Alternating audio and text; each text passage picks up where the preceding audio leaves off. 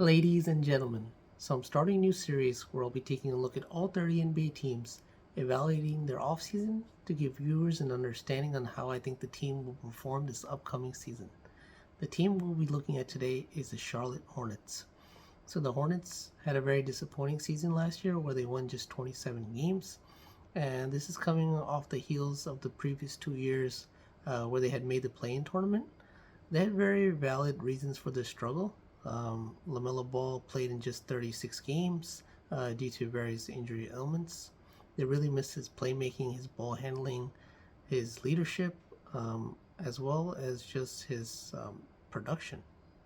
And then Gordon Hayward, he missed 30 games, as well as having one of the worst seasons of his career. And then finally, Miles Bridges, he was rightfully banished from the team due to very serious domestic violence allegations. All this losing, though, did help Charlotte in the NBA draft lottery. So they were going after a very generational talent, Victor Wembanyama. Unfortunately, they were not able to get the first pick, but they did win the second pick in the NBA draft lottery. And with that, they drafted Brandon Miller from the University of Alabama. So Brandon is an extremely talented forward, 6'8" guy. He averaged 19 points, 8 rebounds, and shot almost 40% from three. So a very unique skill set. And he was regarded as probably the best college basketball player from last season. And I think he'll be a great pairing with LaMelo Ball. LaMelo is a guy that likes to play at a very fast pace.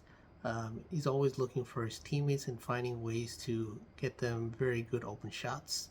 So I think this will be an excellent pairing for the Hornets, and they're really on their way to improving this upcoming season. And then with their second first round pick, they used that to draft Nick Smith Jr. From the University of Arkansas. So Nick Smith Jr., he has a very good defensive acumen, but he really struggled last year offensively, shot under 40% from the field. I don't really see him getting a lot of playing time this year, especially considering that he's playing behind LaMelo Ball as well as Terry Rozier. But I do think he can be a building block going forward. And then they handed out a 3-year contract to PJ Washington. So PJ was a free agent. They gave him a 3-year deal for $48 million. And PJ is a very good player, but has never been great. He averaged a career high last year, but he really struggled with his efficiency marks. They really need him to take the next step where he can, be a little bit more efficient shooting the ball. And I think he's just a good player because he's shown that he can be one of those rare guys on this team that can play excellent defense.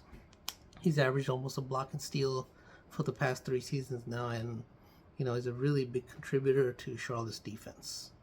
And then in terms of free agency, they handed out a veteran minimum contract to Frank Ntilikina.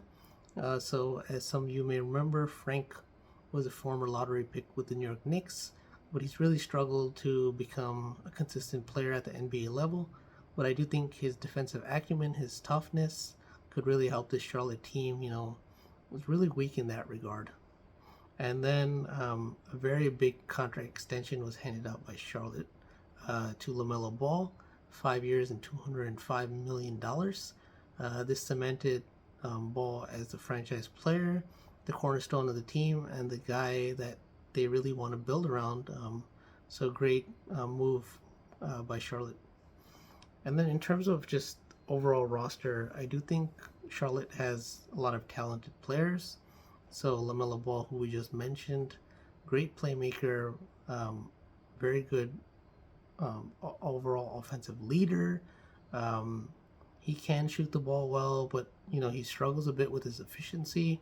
But he's shown that his counting stats are really on the rise, and I think this will probably be the year where he takes another step forward, maybe gets closer to 25 points per game a night. That's something that Charlotte will really need from him. And then Brandon Miller, who was the second pick in this NBA draft. I think he's a really good player.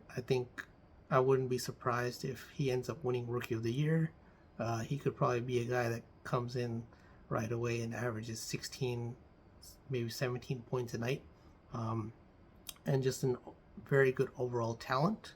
And then PJ Washington, who they just re-signed, definitely one of those tough guys for this team where he can really bring it defensively. They just need a little bit more on the offensive end. A guy that we haven't mentioned yet, Terry Rozier. He, in my opinion, is a microwave type scorer. He can come in, really light it up, hit 5, 6, 7 threes a night, but he just really volatile, not very consistent. Some nights, you just don't know if it's even the same guy out there, but I do think he's a very good player still for this basketball team. And then we have Gordon Hayward. His prime is really behind him, but I do think he's still a good contributor. He can still score the ball pretty well, can get to the basket, still a good playmaker. So another very important player to this team. However, from my standpoint, I just don't feel like Charlotte has addressed a lot of their issues. They lack size and toughness. They don't really have any notable centers, any notable anchors. Most of their players are more offensive based than defensive. And I think they'll be an exciting team in terms of the pace they'll play at, the points that they'll put up. But I do see them fighting, to try to get into the play-in tournament. And, I think that's really their ceiling. But I do think they'll be a fun team to watch this upcoming season. So if you liked the video, please leave a comment, subscribe to the channel. Thank you so much.